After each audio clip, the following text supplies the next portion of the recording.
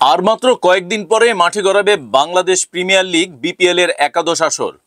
প্রস্তুতি চলছে পুরোদমে। আজ প্রথম অনুশীলন সেরেছে রংপুর রাইডার্স। কোচ মোহাম্মদ আশরাফুল জানিয়েছেন, দল শুরু থেকেই পাচ্ছে তাদের বিদেশি তারকাদের। রংপুর রাইডার্সের প্রস্তুতি পুরোদমে চলছে।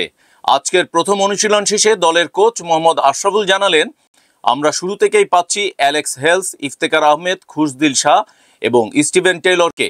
এরা পুরো মৌসুমই আমাদের সঙ্গে থাকবে। হারমিত সিং হয়তো কয়েকটি ম্যাচ মিস করবে, তবে দ্রুতই যোগ দেবে। আকিফ জাবেদও 4-5 দিন পর আমাদের সঙ্গে যোগ দেবে। আশরাফুল বলেন, বিদেশি তারকারা শুরু থেকেই দলে থাকায় আমরা শক্তিশালী অবস্থানে আছি। স্কোয়াডে ভারসাম্য রয়েছে এবং প্রত্যেক খেলোয়াড় নিজেদের সেরা দেওয়ার জন্য প্রস্তুত। দলের চোট সমস্যা কিছুটা উদ্বেগের কারণ। সৌম্য সরকার আঙ্গুলের চোটের কারণে কয়েকটি ম্যাচ মিস করবে। কোচ জানিয়েছেন, সৌম্যর সেলাই খোলার জন্য 10-12 দিন লাগবে। আমরা আশা করছি সিলেট পর্বের শেষ দিকে তাকে পাব।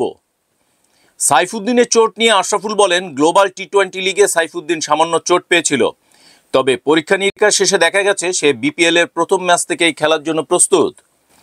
আগামী সোমবার 30শে ডিসেম্বর বিপিএল এর উদ্বোধনী ম্যাচে মাঠে নামবে রংপুর রাইডার্স। তাদের স্কোয়াডে তারকা ক্রিকেটারদের উপস্থিতি দলে ভারসাম্য এনে দিয়েছে। সৌম্য এবং সাইফুদ্দিনের চোট কিছুটা উদ্বেগের কারণ হলেও প্রথম ম্যাচ থেকেই বিদেশি তারকারা দলকে শক্তিশালী করবে। নুরুল হাসান সোহান বলেন, আমাদের দল দারুণ প্রস্তুত। স্কোয়াডে অভিজ্ঞতা এবং তারুণ্যের মিশ্রণ রয়েছে।